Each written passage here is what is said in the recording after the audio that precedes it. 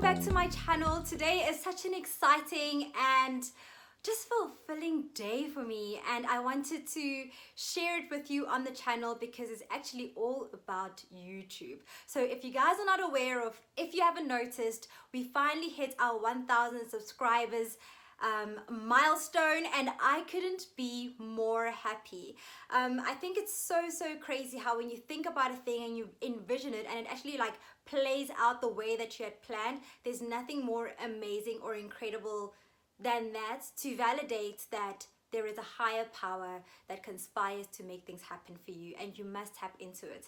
So I thought that because we've reached such an incredible and important milestone, I just want to come onto the channel to share with you my 6 lessons over the 6 months that I've been on YouTube. So if you are new to my channel, hi, my name is Kaizen Tshego, and I've been on YouTube for 6 months. I started my channel towards the end of August, and last month I hit my 1,000 subscribers. So I just wanted to come quickly on the channel to share my 6 lessons over the past 6 months of being on YouTube.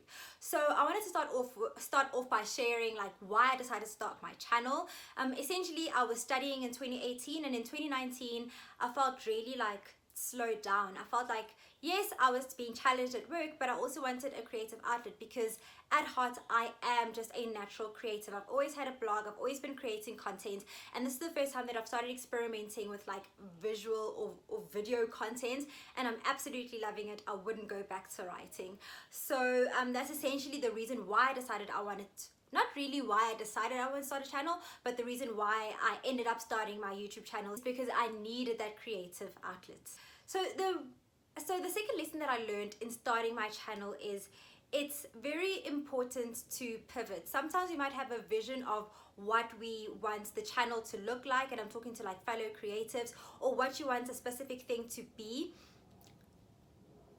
I thought I had lipstick.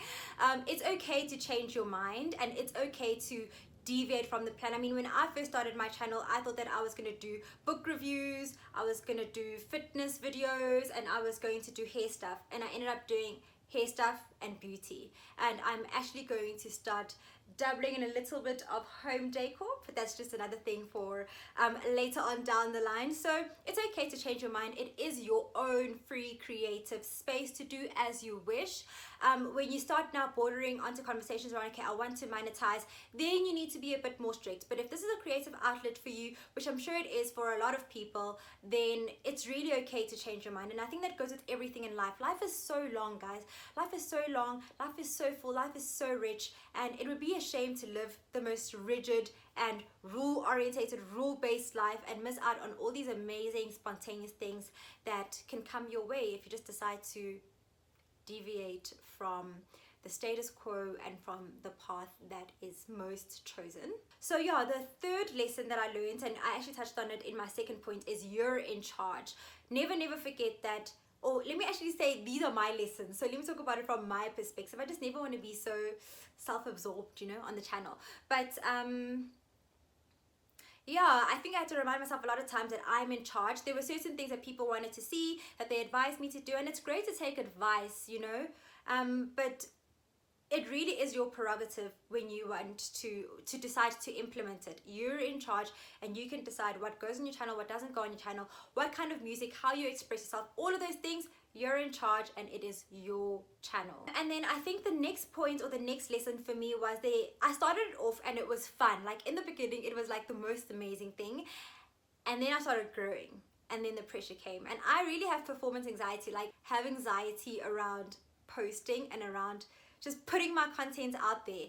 I've taken a lot of risks on my channel, and I think those risks have as a result rewarded me and given me growth, but it is as a result of me pushing myself out of my comfort zone. And I think for anyone who also struggles with performance anxiety, not just with their channel but with anything in general, you just need to push through it. And I think I was reminded a lot of, so I studied at Bcomm Accounting as my undergrad, and I remember in my second year I scored 90% for my auditing second semester test, or first semester test.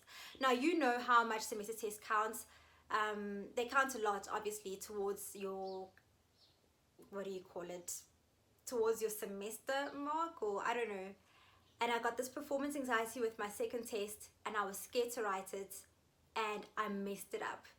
And I think I've been reminded constantly for the past 6 months about that experience and about just freaking doing it. Like, a lot of these things that give us anxiety and that make us scared to just like jump in with both feet are the things that actually reward us the most, because that's your intuition saying, just do it, just do it, just do it, you know? And you fight the intuition and you fight this idea that you have, because you're like, oh, what if people don't like it? What if people don't get it? Just do it. Just do it, and you'll see if people don't like it or if people don't get it, you know? That's the best way to learn. And I think that this channel has actually allowed me, when I've allowed myself, to be very experimental, to grow into my fullest, truest self, and to be my most authentic self in front of the screen. So I'm really grateful for it, and I'm really grateful for that lesson. Oh yes, and my, what is this? 5th or 6th? 5th lesson. Hey, I've given too many lessons already. But I've got it down as my 5th lesson. Yeah, my 5th. No, this is my last lesson, This is my 6th lesson. So for my 6th lesson, I wanted to give advice to newbies, because I know that a lot of YouTubers do follow me or are subscribed to my channel. But I think that this also goes, I think a lot of these lessons that I've given today can also be related to just daily life, and it's essentially not being afraid of being small, not being afraid of starting from scratch. You know, if I was afraid of posting because I only had 20 subscribers, I wouldn't have gotten 1,000 subscribers in 6 months. If I was afraid of posting because I had 100 subscribers, I wouldn't have landed my first brand deal 4 months into my channel. It's all about taking that chance and not being afraid of being small and starting from the bottom. The biggest Instagrammers are the smallest YouTubers in the YouTube space, and that's okay. It's a growing journey. You can't be big anywhere. You can't be big everywhere, excuse me, and you can't be big everywhere. Everyone starts somewhere, and essentially people start from zero. And I think that the greatest starts are the starts from zero, because you have so much freedom and time to grow and explore and discover. Don't rob yourself the opportunity of wanting to rush a thing, wanting to rig or jig a system because you want to be big. You know, I'm so grateful for starting off at 20 subscribers, because I know how hard it is and how much effort and value it takes to create a 1,000 base that I created by myself. Don't be afraid of restarting. Don't be afraid of the come up. Like, there's so much. The come up is so underrated, and I think it's such an amazing experience, an amazing journey to go through. So, oh, my lighting went funny there.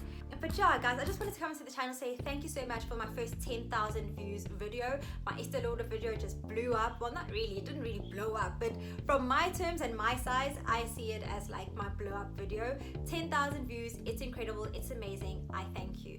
Thank you for 1,000 subscribers.